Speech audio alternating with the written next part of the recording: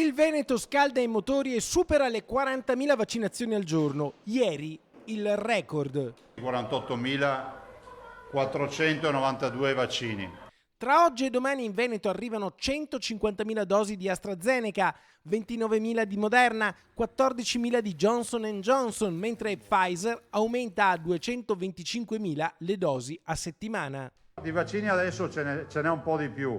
Si sta vaccinando, apriremo ancora centri vaccinali, insomma cercando di essere d'aiuto ai cittadini che vogliono vaccinarsi. Ricordo che il vaccino è volontario, non è obbligatorio. Insomma, adesso il Veneto corre. Per velocizzare ancora di più serve il contributo dei cittadini, l'appello di Zaia alle fasce di turno e prenotarsi in fretta per far spazio a chi segue. La campagna sta andando avanti bene e questo ci fa ben sperare, insomma, se riuscissimo a accelerare ancora di più. Guardate, comunque io vi dico una cosa che scientificamente ad oggi è dimostrata.